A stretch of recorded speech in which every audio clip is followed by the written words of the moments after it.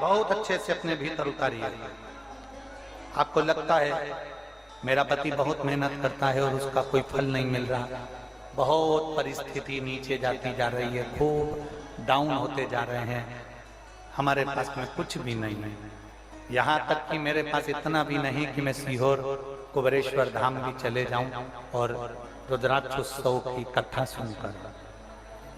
आपको लगता है ऐसा कि आपके पास में नहीं है इतना और मैं सीहोर तक भी नहीं जा पाऊं, मेरे पास धन नहीं। जितने आस्था चैनल पर सुन रहे हो, जितने मोबाइल पर सुन रहे हो, जितने यहाँ पंडाल में सुन रहे हो, आपको लग रहा है मेरा ये काम नहीं हो रहा, मेरे पास में इतना नहीं है, मेरा बहुत व्यापार कर रहे हैं पर आ ही नहीं रहा, धन कहीं से नहीं आ रहा, बहुत टेंशन में जीवन चल रहा है। तब 7 बेलपत्र लेना है। कितनी बेलपत्र लेना है?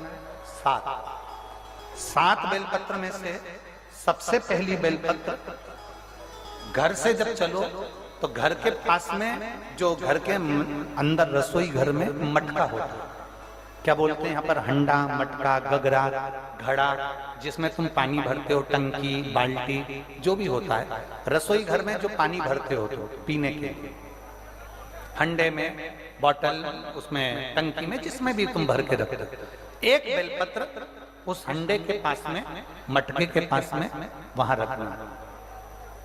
घर से उसी मटके में से एक पानी लेना है, उसी हंडे में से एक लोटा जल लेना है, उसको लेकर जाना है। एक बेलपत्र वहां रख दी, बची कितनी?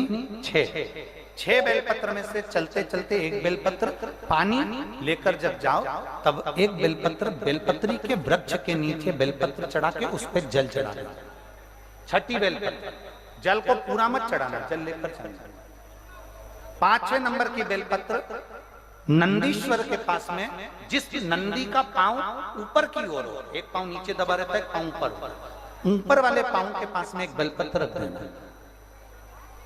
5वें नंबर की बेलपत्र वहां रख दीजिए। 4थे नंबर की बेलपत्र अशोक सुंदरी वाली जगह, हमने कई बार आपको अशोक सुंदरी का स्थान बताया, ये जलाधारी, यहाँ जो बीच में से जल बहता है, बीच में एक मोटी लाइन होती है, अशोक सुंदरी। 4थे नंबर की बेलपत्र यहाँ रख दीजिए, थोड़ा सा जल समर्पित कर दीजिए। 3रे नंबर की बेलपत्र, यहाँ बैठकर जल चढ़ा रहे हो तो यहाँ रखो, यहाँ बैठकर जल चढ़ा रहे हो तो यहाँ रखो, यहाँ बैठकर चढ़ा रहे हो तो यहाँ रखो, मतलब पार्वती जी का जो हस्तकमल है उस पर रखना है और उस पर जल चढ़ाना है। 3रे नंबर में। 2रे नंबर की बेलपत्र शंकर भगवान का जो शिवलिंग है उसके ऊपर बेलपत्र को रखना है।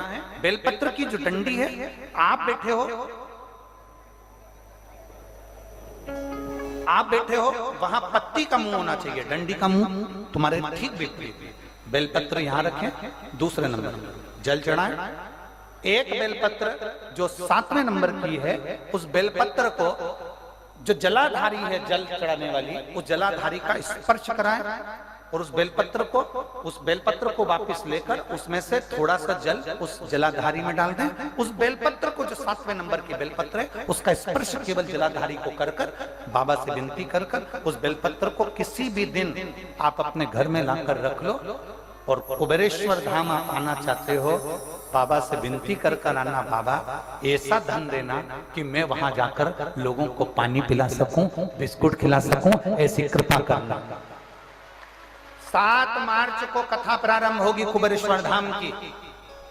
5 मार्च के पहले मेरा बाबा तुम्हारी झोली जरूर भरेगा और तुम्हें कुबेरेश्वर धाम जरूर बुलाएगा, पक्का।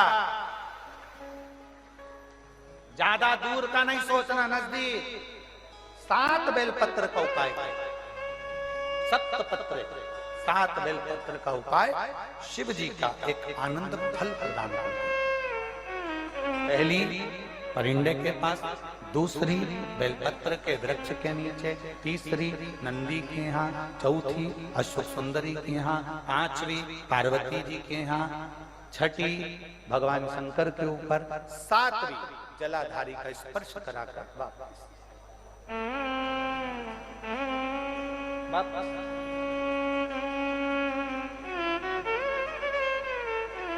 जल कितनी जगह चढ़ेगा? जल कितनी जगह चढ़ेगा? केवल 5 जगह पर, एक बेलपत्री के पेड़ के नीचे, दूसरा सुख सुंदरी की जगह, तीसरा पार्वती जी की जगह, चौथा शिवलिंग के ऊपर और पांचवा जो जलाधारी है ऊपर, उस 5 जगह पर एक ही लोटे में से थोड़ा थोड़ा जल और बाबा से विनती करना है आपको, बाबा मेरा ये दुख है आप मिटा दें, बाबा मेरा ये कष्ट है समाप्त करना, बाबा मुझे सीहोर पहुंचना है, कुबेरेश्वर धाम जाना है, रुद्राक्ष उत्सव में लोगों को भंडारा खिलाना है, बाबा इतनी झोली भरना मेरे दाता, मैं स्वस्थ होकर कुबेरेश्वर धाम की धरा पर पहुंच सकूं। ऐसी कृपा उससे विनती करो, विनय करो, निवेदन करो, उससे प्रार्थना करो। झोली पसार कर प्रणाम करोगे वो देखा।